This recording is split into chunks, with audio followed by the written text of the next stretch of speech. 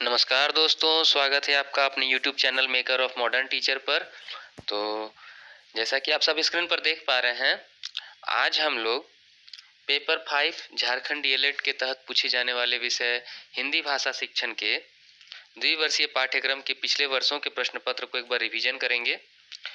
हम आज 2014 से 2020 तक पूछे गए सारे प्रश्नों को एक बार देखेंगे और यह समझने का प्रयास करेंगे कि ये जो हिंदी के प्रश्न पूछे जाते हैं वो मुख्यतः किन किन विशेष बिंदुओं पर आधारित होते हैं और कौन कौन से ऐसे प्रश्न हैं जो बार बार रिपीटेड होते हैं। तो ध्यानपूर्वक एक बार इस छोटे से वीडियो को देख लेंगे। 2014 का प्रश्न पत्र मैं शुरू कर रहा हूँ।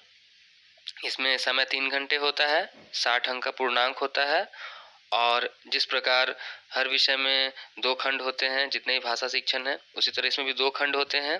तो पहले खंड से 2 और दूसरे खंड से 3 कुल 5 प्रश्नों के उत्तर देने हैं। अभी तक ऐसे ही पूछा गया है। खंड क में पहला प्रश्न है कि श्रवण कौशल के विकास की विभिन्न विधियों का वर्णन करें। आपको पता होना चाहिए भाषा कौशल 4 होते हैं। श्रवण, उसके बाद वाचन, उसके बाद पठन, फिर उसके बाद लेखन। इंग्लिश में बोले तो listening, speaking, reading and writing, मतलब कि LSRW। आप इस क्रम को याद कर सकते हैं। कम से कम आपको चारों कौशल की आधारभूत जानकारी होनी आवश्यक है, क्योंकि एक कौशल प्रति वर्ष पूछा जाता है। अभी आपको आज के प्रश्नों को देखने के बाद ये पता चल जाएगा कि कौन सा प्रश्न बार बार पूछा जाता है, आपके लिए कौन सा इंपॉर्टेंट रहेगा। दूसरा प्रश्न है राष्ट्रभाषा हिंदी एवं उसकी विशेषताओं का वर्णन करें। मैंने इसका वीडियो आपको बना दिया है, डिस्क्रिप्शन बॉक्स में लिंक भी डाल दूंगा, आप जाकर के देख सकते हैं। टेलीग्राम चैनल पर भी उपलब्ध हो जाएगा। तीसरा है पद्य शिक्षण का परिचय देते हुए उसकी विभिन्न विधियों की चर्चा करें। तो हम अब इन विषयों पर भी वीडियो बनाने शुरू करेंगे। चौथा है कक्षा 1 से 5 तक की पाठ्य पुस्तक में से किसी एक कहानी की पाठ्य योजना बनाइए। अब आप ये समझ गए हैं कि किसी एक पाठ की पाठ्य योजना बनानी होगी। अब यहाँ जो कक्षा स्पेशल कहा है उसी कक्षा से संबंधित, तो अच्छी बात ये होगी कि कम से कम आप पहली से 5वीं के पुस्तक में से उन पाठों का अध्ययन कर लें, ताकि आपको ये पाठ समझ में आ जाए कि ये पाठ 5वीं के अंतर्गत के हैं। एक बार मैं आपसे अनुरोध करूंगा कि आप पुस्तकों में से अध्याय को जरूर पढ़ लें, अध्याय के नाम को भी कम से कम याद रखें, ताकि आप पाठ्य योजना निर्माण कर सकें। पांचवा है किसी एक पर निबंध लिखें। यह पूछा जाने वाला प्रश्न है। जल ही जीवन है और पर्यटन स्थल।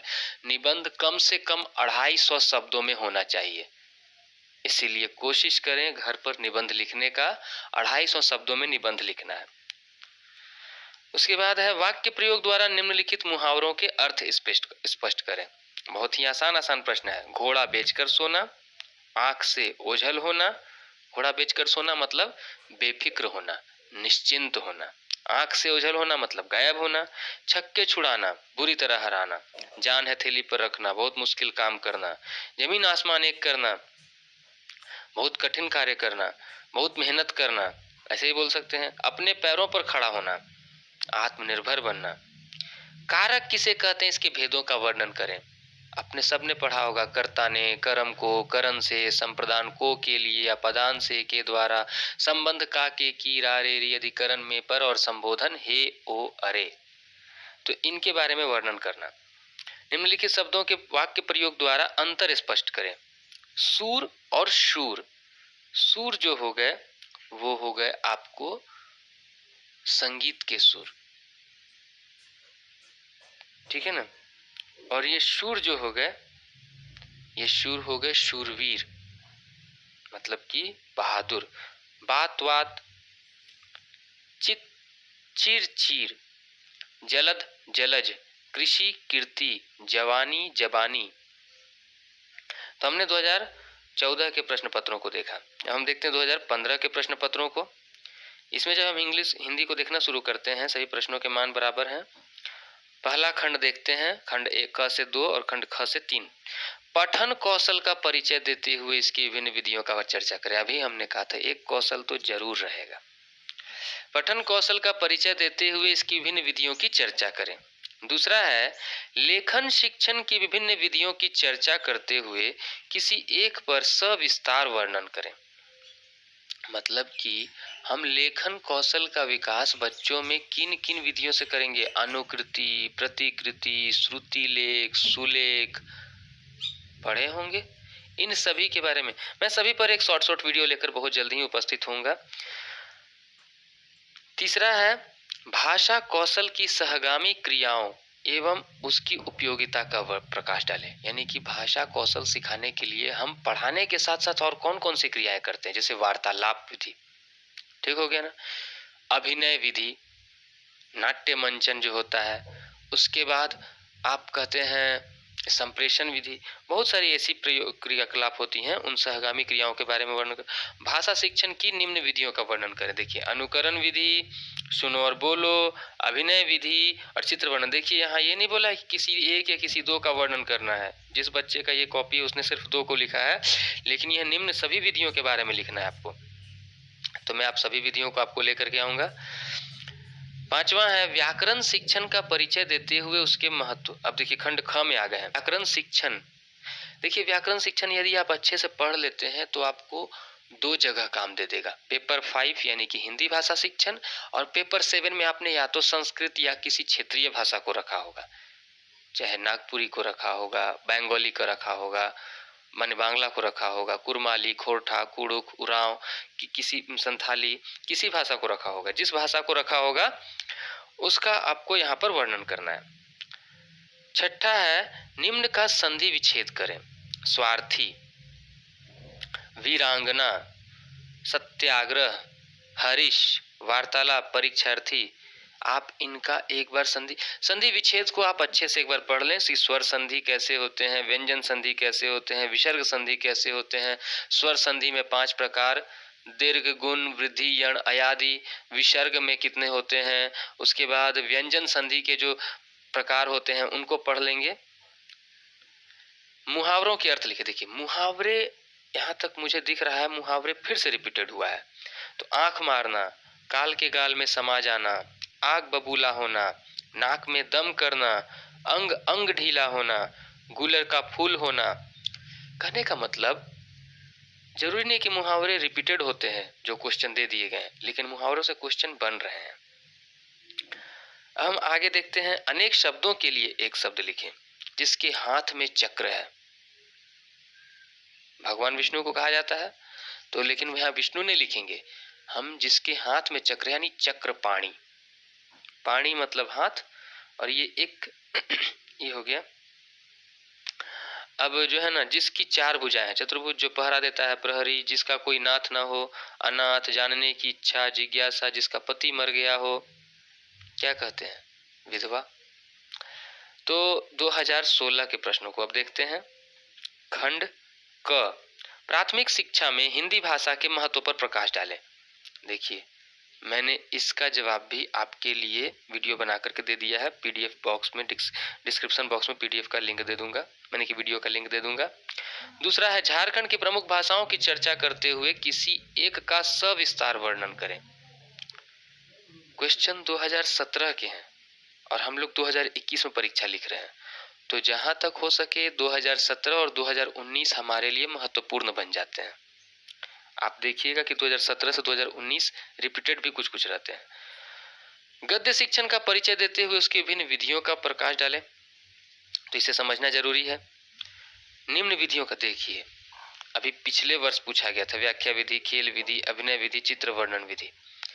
ये विधि को पढ़ना आवश्यक बन गया क्योंकि लगातार दूसरे वर्ष रिपीटेड है। अब खंड ख में देख रहे हैं कहावतों के अर्थ। मैंने कहा ना, मुहावरे कहावतें एकदम आप समझिए कि जितने मुहावरे कहावतें आपको 8वीं 10वीं तक की कक्षा में मिलते हैं, कोशिश करिए उन्हें 3 से 4 बार रिपीटेड पढ़ने का। आम के आम गुठलियों के दाम, यानी कि पूरा फायदा होना। थोथा चना बाजे घना, मतलब कि डिंग हाँकना, यानी कि कम ज्ञान होने पर ढिंढोरा पीटना कह सकते हैं। आ बैल मुझे मार, यानी मुसीबत को मोल लेना। अब ढोल के भीतर पोल, ये बाल का खाल हो सकता है। ढोल के भीतर पोल, इन सबको एक बार पढ़ना आवश्यक है। दूध का दूध, पानी का पानी, यानी कि न्याय करना, ठीक है ना, न्याय करना। बोया पेड़ बबूल का, आम कहाते हुए। अब आगे है उपसर्ग। देखिए इस वर्ष उपसर्ग के भी प्रश्न दिख रहे हैं। अति से, अनु से, अभी से, बिन से, चौ से, नी से। देखिए हिंदी व्याकरण में बनने वाले प्रश्नों की निश्चितता नहीं होती है कि जो प्रश्न पूछे गए वही निश्चित रूप रिपीट कर दिए जाए, लेकिन कुछ कुछ पॉइंट जैसे मुहावरे कहावतें आप रिपीटेड देख रहे हैं, तो मुहावरे कहावतें को आप पढ़ लीजिए अच्छे से। अब देखिए यहाँ फिर से एक पत्र आया है। पिछले बार एक बार हमने देखा था निबंध को। मैट्रिक की परीक्षा में प्रथम श्रेणी में उत्तीर्ण होने पर अपने भाई को बधाई देने के लिए पत्र लिखे। ठीक है, तो ये पत्र भी मुझे लगता है आसान है। पुल्लिंग से स्त्रीलिंग बनाए, आसान है। हाथी का, बलवान का, शिक्षक का, पुत्रवान का, धावक का। 2017 के हमने जो देखे प्रश्न वो 2016 के थे, हम 2017 के प्रश्नों को देख रहे हैं। खंड क में भाषा से आप क्या समझते हैं, इसके विभिन्न रूपों की व्याख्या करें। तो यहाँ आपको प्रारूप बनाकर बताना होगा भाषा का अर्थ, भाषा की परिभाषा, भाषा की कुछ प्रकृति और भाषा के जो विभिन्न रूप होते हैं, मौखिक रूप, लिखित रूप, सांकेतिक रूप होते हैं ना। फिर मातृभाषा। देखिए मातृभाषा के महत्व प्रकाश डाले, मैंने इस प्रश्न का उत्तर बना करके दे दिया है। इसका वीडियो भी डिस्क्रिप्शन बॉक्स में लिंक इसका दे दूंगा। आदर्श वाचन, अनुकरण वाचन और मौन वाचन से आप क्या समझते हैं, तीनों की विशेषता या लाभ बतलाते हुए अंतर स्पष्ट करें।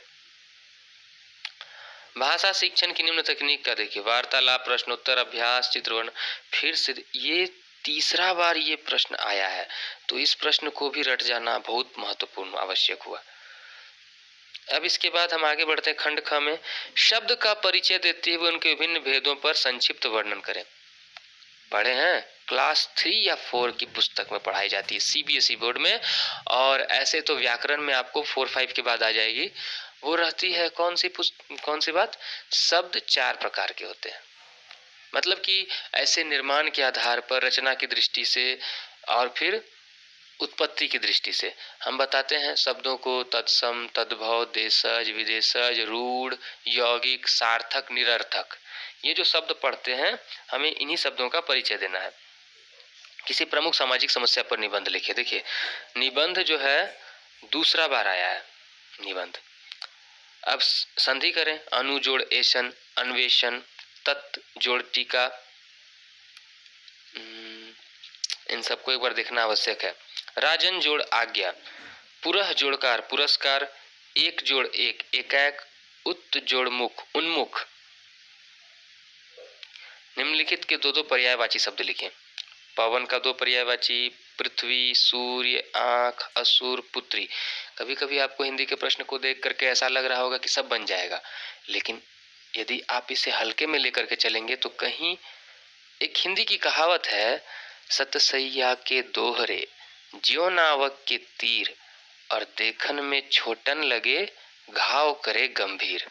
मतलब कि घास का तिनका जो होता है ना, वो इतना छोटा होता है जो किसी तरह से आपको हानि नहीं पहुंचा सकता, लेकिन आंधी या तूफान में गलती से वो आपकी आंख में घुस जाए तो जब तक आपकी आंख से नहीं निकलता आपको रुलाते रहता है। तो उसी तरह आप हिंदी को नजरअंदाज करके ना चलें।